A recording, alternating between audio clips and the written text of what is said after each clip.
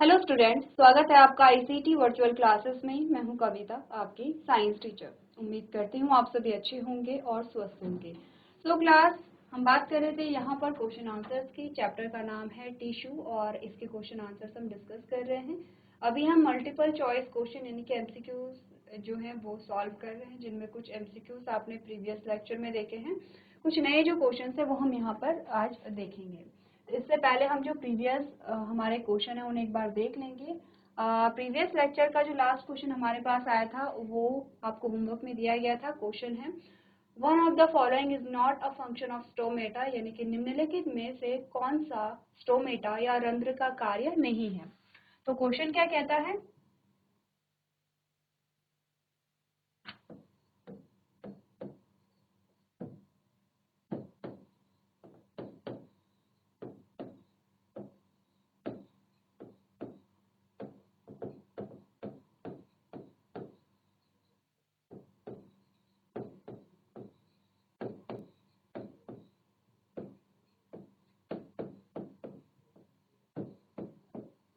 निम्नलिखित में से रंध्र का कार्य नहीं है, ये हमें बताना है। एक एक करके हम यहाँ पर बात करेंगे और देखेंगे कि स्टोमेटा का काम क्या है क्या नहीं है।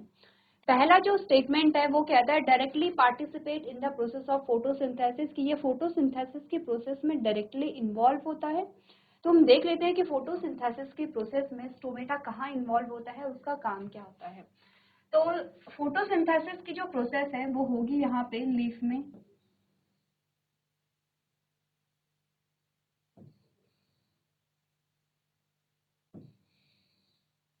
ठीक है। ये होती है यहाँ पर लीफ में, ठीक है। लीफ में हमने कहा कि यहाँ पे क्या होगा, क्लोरोफिल होता है जो ग्रीन पिगमेंट होता है। और ये ग्रीन पिगमेंट जो है, ये जो ग्रीन पिगमेंट है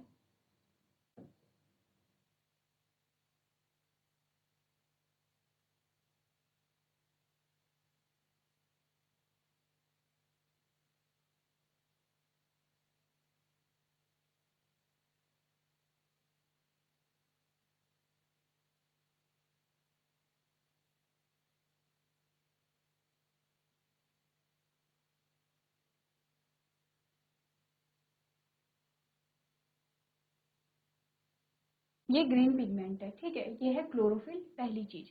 अब ये क्या करेगा, यहाँ पे सनलाइट को एब्जॉर्ब करेगा। ये क्या करेगा, यहाँ पे सनलाइट को एब्जॉर्ब करेगा। तो ये आ गई है सनलाइट, यहाँ से आता है, यहाँ से एंट्री होती है वाटर की, और क्लोरोफिल ऑलरेडी इसमें है। एक और चीज यहाँ पे चाहिए जो है कार्बन डाइऑक्साइड, ठीक है। तो कार्बन डाइऑक्साइड के लिए यहाँ पर लगे होंगे स्टोमेटा, यही स्टोमेटा होते हैं, ठीक है। उसमें क्या होगा, जो आपकी इन्वायरमेंट में जो कार्बन डाइऑक्साइड है वो यहाँ पर आती है और आपकी कार्बन डाइऑक्साइड यहाँ पर आ जाती है।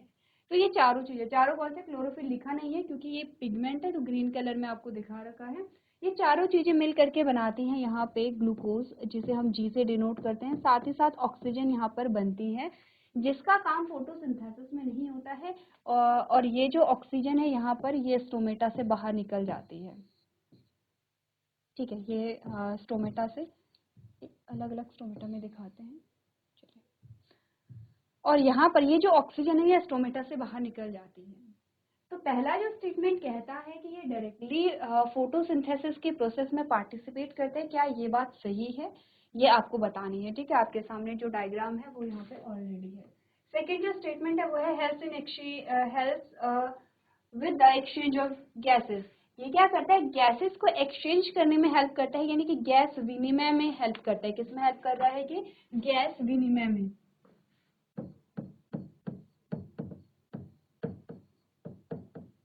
विनिमय, विनिमय या एक्सचेंज का मतलब समझते हैं, अदला बदली या लेना या देना, इसको हम एक्सचेंज कहते हैं, विनिमय कहते हैं। गैसेस की क्या कर रहे हैं, एक्सचेंज कर रहे हैं।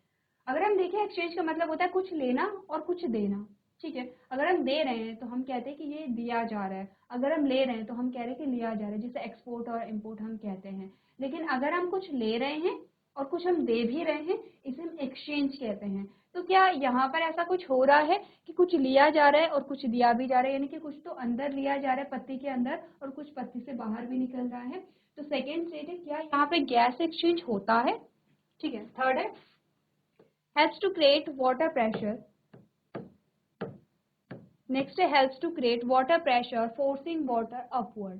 आपने कहा कि ये क्या करता है, यहाँ पे वाटर प्रेशर लगाएगा, ठीक है, और वाटर को अपवर्ड डायरेक्शन में एक फोर्स यहाँ पे क्रिएट करता है। कैसे एक अपवर्ड डायरेक्शन में फोर्स कैसे क्रिएट किया जाता है? तो ये है यहाँ पे स्टेम, ठीक है, ये है स्टेम, ठीक है, और यहाँ पे आ जाती हैं रूट्स, प्रकार से ये है रूट्स। यहाँ पर होगा पानी, ये पानी एंटर करता है रूट्स में। पानी कहाँ एंटर करेगा? रूट्स में। अब ये वाटर मॉलिक्यूल ऐसे चेन बनाते हैं,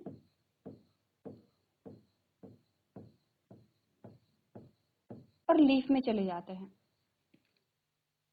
ये चेन बनाते हैं और लीफ में चले जाते हैं। तो एक तो होता है कि वाटर जो है वो फोटोसिंथेसिस में पार्टिसिपेट कर रहा है।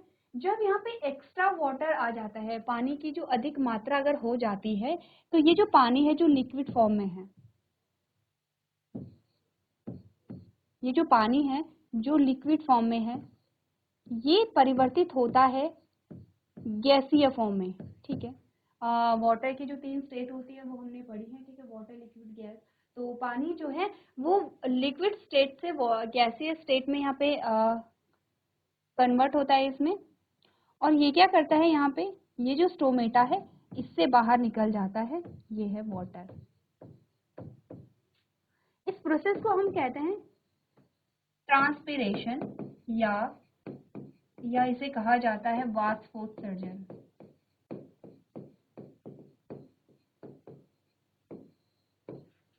ट्रांसपिरेशन, या इसे हम क्या कहते हैं? वाष्पोत्सर्जन कहते हैं, ठीक है। क्लियर है? ये क्लियर है यहाँ पे?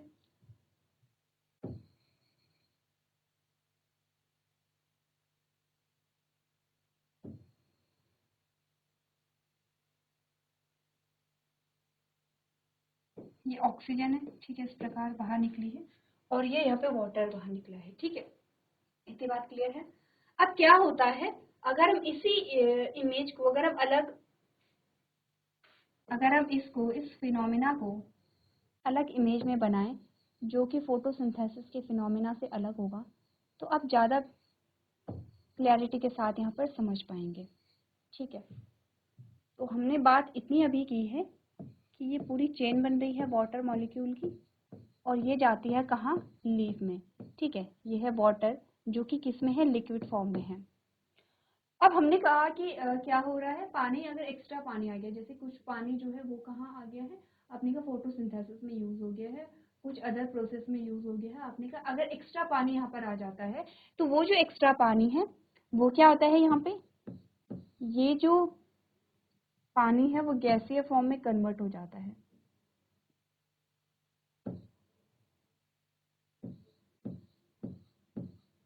ये जो पानी है ये गैसीय फॉर्म में कन्वर्ट होगा, और जब गैसीय फॉर्म में कन्वर्ट हो जाता है, यहाँ पर ये गैसीय फॉर्म में कन्वर्ट हो गया ये, और ये जो मॉलिक्यूल है ये यहाँ से बाहर निकल जाता है, ये है H2O जो गैसीय फॉर्म में है, ठीक है। अब इससे होगा क्या, ध्यान रखिए, ये जो पानी का मॉलिक्यूल है ये बाहर निकलेगा। जब ये पानी का मॉलिक्यूल बाहर निकलेगा तो ये मॉलिक्यूल इसकी जगह लेगा, ये इसकी जगह लेगा, ये इसकी जगह लेगा, ये इसकी जगह लेगा, ये इसकी जगह लेगा, और इस प्रकार से ये मॉलिक्यूल आगे की ओर सरकते जाएंगे। जब ये मॉलिक्यूल आगे की ओर सरकते जाएंगे तो इस मॉलिक्यूल पे भी एक यहाँ पे क्या लगेगा? फोर्स लगेगा, एक पुल फोर्स लगेगा, ठीक है, जो अपवर्ड डायरेक्शन में ऊपर की ओर लगेगा, और इस मॉलिक्यूल को ऊपर की ओर खींचा जाएगा। तो ये एक चेन सी बनती चली जाती है कि यहाँ पे क्या हो रहा है, ट्रांसपिरेशन हो रहा है। इस प्रोसेस को हम ट्रांसपिरेशन कह रहे हैं या वाष्पोत्सर्जन कह रहे हैं। ट्रांसपिरेशन की प्रोसेस हो रही है, वाटर के मॉलिक्यूल बाहर निकलेंगे, और एक प्रेशर लगाएंगे, यहाँ पर एक प्रेशर यहाँ पे अप्लाई करते हैं, जिससे कि वाटर के मॉलिक्यूल अपवर्ड डायरेक्शन में खींचे चले जाते हैं। आपने कहा क्या ये जो पॉइंट है यही कह रहा है कि helps to create water pressure, ये एक वाटर प्रेशर को क्रिएट करता है, फोर्सिंग वाटर अपवर्ड, जो वाटर पे एक फोर्स लगाता है अपवर्ड डायरेक्शन में, ठीक है। ट्रांसपिरेशन पुल इसे हम यहाँ पर कहते हैं। तो तीनों जो स्टेटमेंट है वो हमने डायग्राम की हेल्प से समझी हैं और आप समझ रहे होंगे कि तीनों जो पॉइंट्स है वो हमें एक्सप्लेन करते हैं कि यस कि तीनों जो फंक्शंस है ये स्टोमेटा के फंक्शन है, स्टोमेटा के थ्रू ही तो यहाँ पर ये बाहर निकल रहा है। ये जो मॉलिक्यूल है जो गैसीय फॉर्म में बाहर निकलता है ये स्टोमेटा के थ्रू ही बाहर निकलता है। ठीक है, अब आपने कहा कि यस स्टोमेटा पार्टिसिपेट करता है फोटोसिंथेसिस में, गैसेस एक्सचेंज में हेल्प करता है, वाटर प्रेशर को यहाँ पे क्रिएट करता है। तो इस वजह से हमारा जो सही ऑप्शन होगा वो होगा ऑल ऑफ द अबव। अच्छा, नॉट अ फंक्शन। ठीक है, आपको ये देखना है कि इनमें से कौन सा फंक्शन नहीं है। तो आपने कहा ऑल ऑफ द अबव कि क्या इनमें से कोई भी इसका कार्य नहीं है, हमने कहा नहीं, इसके कार्य तीनों ही हैं। इसमें होगा नन ऑफ द अबव, यानी आपने कहा विच of the following is not a function of stomata, निम्नलिखित में से कौन सा पत्ती का कार्य नहीं है। आपने कहा इनमें से कोई भी पॉइंट ऐसा नहीं है जो कि पत्ती का कार्य नहीं है। ठीक है, क्लियर है इतना। अगर यहाँ पे नॉट नहीं होता तो हमने कहा ऑल ऑफ द अबव, यानी कि which of the following is a function of a stomata या which of the following are the functions of stomata. तो हमने कहा इसमें जो हमारा सही आंसर होता वो होता ऑल ऑफ द अबव, यानी कि सारे ही क्या है स्टोमेटा के फंक्शन है। आपको बोला गया स्टोमेटा का फंक्शन क्या नहीं है, आपने कहा नॉन ऑफ द अबव, यानी कि इनमें से कोई भी ऐसा पॉइंट नहीं है जो स्टोमेटा का फंक्शन ना हो। ठीक है, क्लियर है, इजी है। आगे बढ़ते हैं। आगे की जो स्टेटमेंट में है उसमें कहा गया which of the following statement are correct about a meristematic tissue. Meristematic tissue जो कि क्या है विभज्योतक ऊतक है। क्या है ये मेरिस्टेमेटिक टिश्यू को हम क्या कहते हैं, विभज्योतक ऊतक है।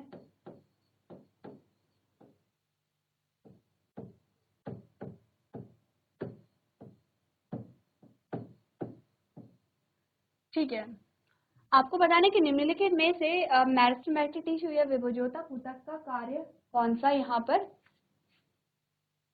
कौन सा जो स्टेटमेंट है वो मेरिस्टेमेटिक टिश्यू के बारे में सही है, या इसके जो कैरेक्टरिस्टिक्स हैं वो कौन सा जो स्टेटमेंट है वो बताता है। तो आपने कहा पहला है composed of cells that are incapable of cell division. आपने कहा कि जो मेरिस्टेमेटिक टिश्यू है वो इस प्रकार की कोशिकाओं से बनी होती हैं जो कि कोशिका विभाजन में सक्षम नहीं होती हैं। पहला पॉइंट ये है। दूसरा है composed of a single type of cell. ये एक सिंगल टाइप की सेल से यहाँ पे बने हुए होते हैं। ठीक है, मतलब ये जो मेरिस्टेमेटिक टिश्यू है सिंगल टाइप की सेल से बना होता है। It is composed of a cell that are able to perform cell division, यानी कि इस प्रकार की कोशिकाओं से मिलकर के बना है जो कोशिका विभाजन में सक्षम होते हैं। आपने कहा ऑल ऑफ द अबव, यानी कि ये सारे स्टेटमेंट सही हैं, या नन ऑफ द अबव, यानी कि इनमें से कोई भी स्टेटमेंट सही नहीं है। तो चलिए स्टेटमेंट पढ़िए और इनके जो ऑप्शंस हैं उन्हें पढ़िए और अपना सही जो ऑप्शन है उसे चूज कीजिए।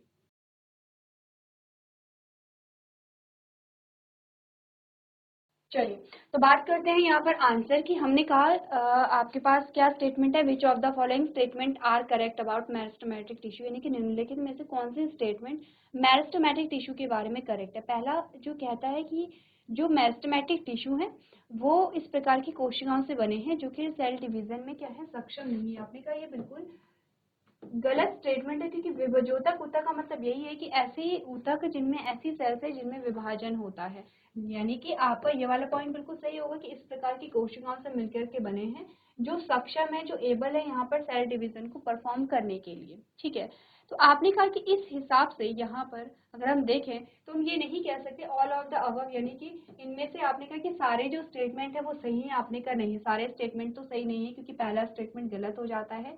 यह लास्ट कहता है नन ऑफ द अबव, यानी कि इनमें से कोई भी जो स्टेटमेंट है वो सही नहीं है। आपने कहा ये भी स्टेटमेंट गलत हो जाती है क्योंकि ये थर्ड जो स्टेटमेंट है आपका वो आपका सही है। आपने कहा it is composed of cells that are able to perform cell division. ये इस प्रकार की कोशिकाओं से मिलकर के बने हैं जिनमें कोशिका विभाजन यहाँ पे पाया जाता है। ठीक है, चलिए आगे बढ़ते हैं और बात करते हैं। यहाँ पर आपने कहा विच of the following is connective tissue, निम्नलिखित में से कौन सा कनेक्टिव टिश्यू है। ऑप्शन आपके पास है लिगामेंट है, टेंडन है, ब्लड है, ऑल ऑफ द अबव है, या नन ऑफ द अबव है। तो अगर हम कनेक्टिव टिश्यू को देखें, अगर आपको ध्यान होगा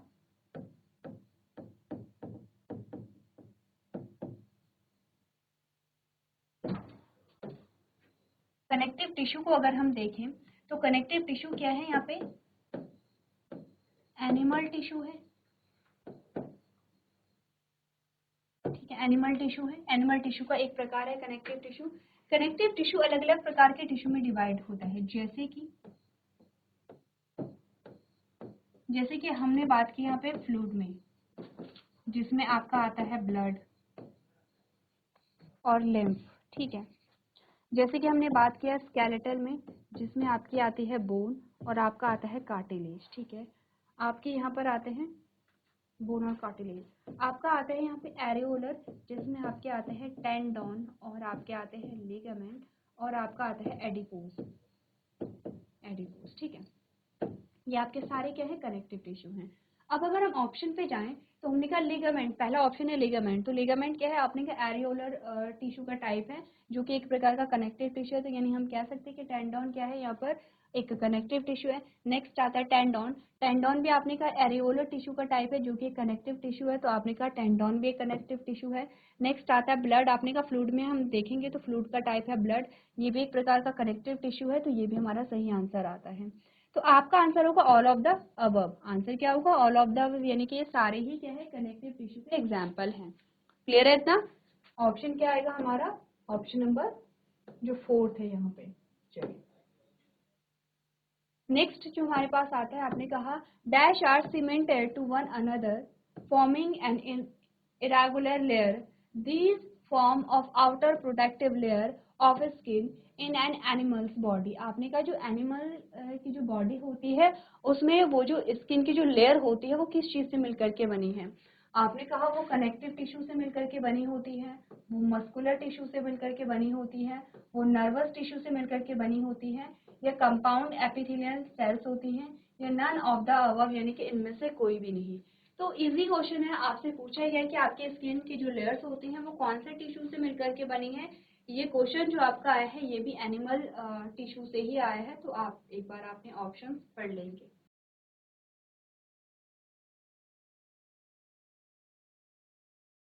चलिए, तो अगर हम बात करेंगे यहाँ पर तो हम समझते हैं कनेक्टिव टिश्यू के अलग अलग फंक्शन हमने देखे थे। मस्कुलर टिश्यू के देखे थे, नर्वस टिश्यू के देखे थे, एपिथेलियल टिश्यू के देखे थे। तो आपने कहा कि यहाँ पर जो आपकी स्किन बनी होती है वो आपके एपिथेलियल टिश्यू से मिलकर के बनी होती है। आपका जो ऑप्शन नंबर 4। आगे बात करते हैं, आपने कहा the function of dismelting and recycling in a cell is undertaken by। आपके पास ऑप्शन है nucleus, chromosome, lysosome, mitochondria, none of the above. एक बार आप लोग अपने ऑप्शन को देख लेंगे।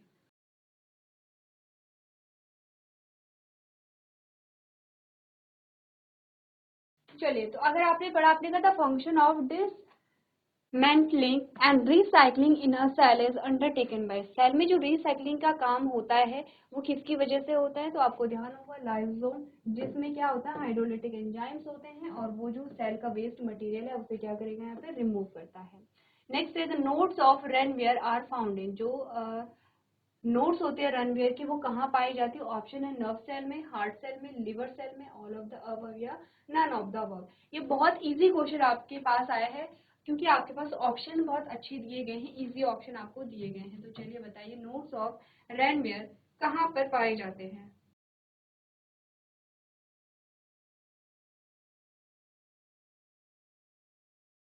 चलिए, तो आपका सही आंसर क्या होगा, यहाँ पे नर्व सेल होनी चाहिए, क्योंकि हम जानते हैं कि यहाँ पे रोड्स ऑफ रेनवेयर किससे रिलेटेड है, नर्वस टिश्यू और या फिर नर्व सेल से। तो आपका ऑप्शन नंबर ए जो है वो यहाँ पे क्या होगा, करेक्ट आंसर आएगा। आगे बढ़ते हैं, क्वेश्चन आंसर आपके पास आए हैं जिसमें आपसे पूछा गया व्हाट इज टिश्यू। बहुत सिंपल और बेसिक क्वेश्चन है। सबसे पहला क्वेश्चन इस चैप्टर का यही बनता है। आपने कहा A tissue is defined as the cluster of cells which are similar in structure and work together to perform a particular function। यानी कि कोशिकाओं का वो समूह जो साथ मिल करके किसी एक पर्टिकुलर या किसी एक विशिष्ट कार्य को करते हैं, इसी को हम क्या कहते हैं, टिश्यू कहते हैं। ठीक है, ये कैसे होते हैं, सिमिलर होते हैं स्ट्रक्चर, यानी कि संरचना में समान होते हैं और साथ मिलकर के यहाँ पे काम करते हैं। तो ये हम क्या कहते हैं, इसे टिश्यू कहते हैं।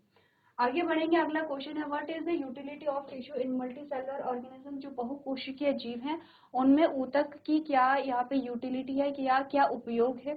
तो हमने कहा the use of tissue in multicellular organism is to provide a structural and mechanical strength as well as to allow a division of labour. आपने कहा जब टिश्यू सिस्टम आता है तो यही क्या करता है, डिवीजन ऑफ लेबर करता है, यानी कि श्रम विभाजन करता है। जैसे अगर हम एक कोशिकीय जीवों में देखते हैं तो सारे जो फंक्शन है वो एक ही कोशिका यहाँ पर करती है। मल्टी सेलुलर ऑर्गेनिज्म में जब टिश्यू बन जाते हैं तो श्रम का विभाजन यहाँ पर हो जाता है। जैसे जैसे हम बात करते हैं, एग्जाम्पल हमारे पास है ह्यूमन टिश्यू की बात करते हैं, कनेक्टिव टिश्यू।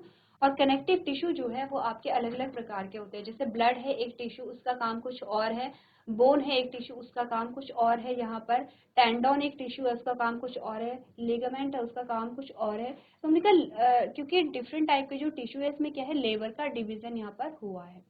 क्लियर है इतनी बात?